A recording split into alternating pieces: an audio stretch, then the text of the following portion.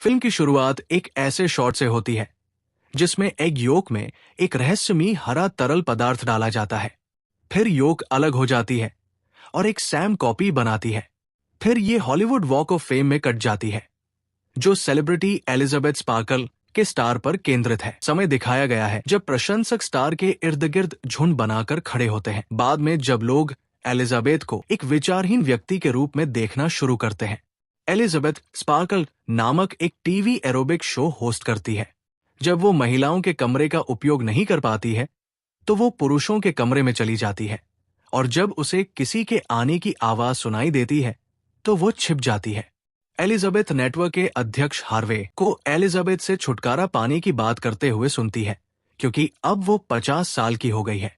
बाद हार्वे, जो अपने मुंह में झींगा भर लेता है, के साथ लंच करती है, जो उसे जाने देता है। घर लौटते समय एलिजाबेथ अपने बिलबोर्ड को उतारे जाने को देखकर घबरा जाती है, जिससे उसका ध्यान भटक जाता है और वो एक गंभीर कार दुर्घटना का शिकार हो जाती है। डॉक्टर के दफ्तर में नर्स उसका चेकअप करने के बाद उसे बताती है कि वो एक परफेक्ट कैंडिडेट। फिर वो उसकी जैकेट की जेब में एक फ्लैश ड्राइव रख देती है। बाहर निकलते समय एलिजाबेथ की मुलाकात फ्रेड नाम के एक आदमी से होती है, जो उसे हाई स्कूल के दिनों से ही याद करता है। वो उसे बताता है कि वो अभी भी दुनिया की सबसे खूबसूरत महिला है और वो उसे अपना नंबर देता है। हालांकि वो स्पष्ट रूप से बहुत ज्यादा जोरदार और उत्सुक लग रहा था। घर वापस आकर एलिजाबेथ फ्लैश ड्राइव की सामग्री देखती है, जिसमें द सब्सटेंस नामक किसी चीज का विज्ञापन किया गया है। एक आवाज, यान बीन, बताती है कि द सब्सटेंस उपयोगकर्ता को खुद के एक युवा और बेहतर संस्करण के रूप में जीने का अनुभव प्रदान करता है। बिना किसी अपवाद के हर 7 दिनों में युवा और बूढ़े शरीर के बीच स्विच करता है। एलिजाबेथ ने शुरू में ऐसा करने से मना कर दिया, लेकिन जब वो अकेलापन महसूस करने लगी और अपने गौरवशाली दिनों को याद करने लगी, तो उसने उस नंबर पर फोन किया और उसे केवल एक पता दिया गया और कहा गया कि वो अपना पता दे दे। एलिजाबेथ को एक आईडी कार्ड मिलता है और वो उस पते पर जाती है, जो एक गुप्त इमारत में एक छायादार गली में है।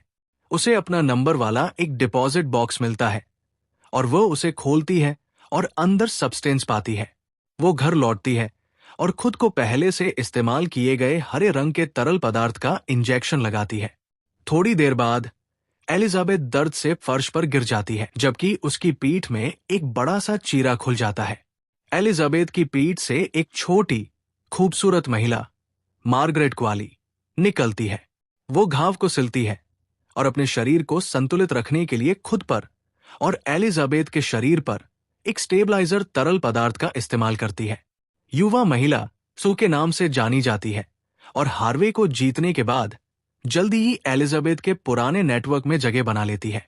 सू को मिल रहे नए नए ध्यान का आनंद मिलता है और वो अपना पहला हफ्ता बहुत ऊर्जा के साथ बिताती है। जब वो एलिजाबेथ बन जाती है तो उसका जीवन सामान्य और नीरस रहता है। उसकी एकमात्र बड़ी गतिविधि हार्वे से अपना बाकी सामान लेने के लिए नेटवर्क में वापस जाना होता है।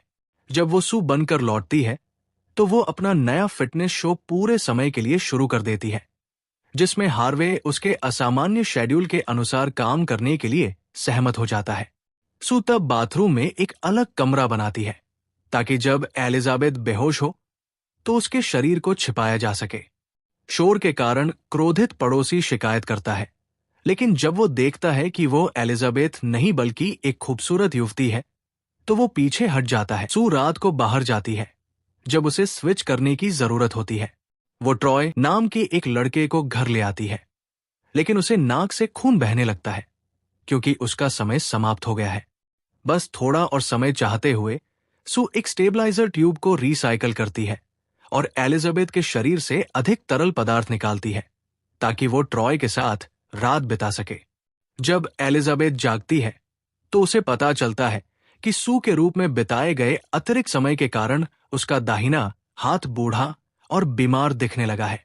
वह द सब्सटेंस के लिए नंबर पर कॉल करती है, लेकिन उसे बताया जाता है कि इसके प्रभाव अपरिवर्तनीय है और उसे संतुलन का सम्मान करने की आवश्यकता है, और साथ ही सू को एक अलग व्यक्ति के रूप में नहीं देखना चाहिए, जबकि सू अभी भी एलिजाबेथ है।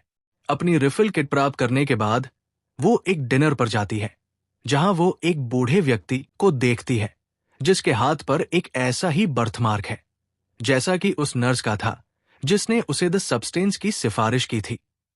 वो उसे डराता है जब वो उसे युवास्व के नकारात्मक प्रभावों के बारे में बताता है। उससे पूछता है कि क्या सू ने अभी तक उसे खाना शुरू कर दिया है। एलिजाबेथ घबराकर भागती है और ट्रॉय उस पर चिल्लाता है, जो उसकी बिल्डिंग से अपनी मोटरसाइकिल उठा रहा है। एलिजाबेथ को फ्रेड का नंबर मिल जाता है और वो डिनर पर जाने के लिए उसके प्रस्ताव को स्वीकार करने का फैसला करती है। वो उत्साहपूर्वक स्वीकार करता है और आरक्षण कराता है। जब एलिजाबेथ तैयार होकर दरवाजे से बाहर निकलने वाली होती है, तो वो अपनी खिड़की के बाहर सू के शो के बिलबोर्ड को देखकर विचलित हो जाती है। एलिजाबेथ बाथरूम जाती रहती है और मेकअप हटाती या फिर से लगाती रहती है, जब तक कि वो इतनी नाराज और निराश नहीं हो जाती कि वो फ्रेड से फिर से संपर्क किए बिना डेट पर जाने से मना कर देती है। सू के शो की रिकॉर्डिंग के दौरान वो एक खराब टेक करती है क्योंकि उसे अपनी पीठ पर कुछ उभार महसूस होता है। एलिजाबेथ खुद को ढक लेती है और कमरे से बाहर निकल जाती है क्योंकि वे प्लेबैक कर रहे होते हैं ताकि वो न देख सके कि वो असली नहीं है। वो बाथरूम जाती है और गांठ को अपने पैर से ऊपर और अपनी नाभि से बाहर धकेलती है, जो एक पूरी चिकन की टांग निकलती है। सू एलिजाबेथ की शराब पीने और खाने की आदतों के बारे में शिकायत करने के लिए नंबर पर कॉल करती है, जबकि सू के पास वास्तव में अपने जीवन का आनंद लेने के लिए मुश्किल से ही समय होता है। बाद में सू स्टूडियो जाती है और पाती है कि उसके शो की रिकॉर्डिंग रद्द कर दी गई है। जब वो हार्वे से मिलने जाती है, तो वो उसे बताता है कि वो इतनी लोकप्रिय हो गई है कि वे उसे नए साल की पूर्व संध्या पर एक विशेष कार्यक्रम की मेजबानी करने के लिए चाहते हैं।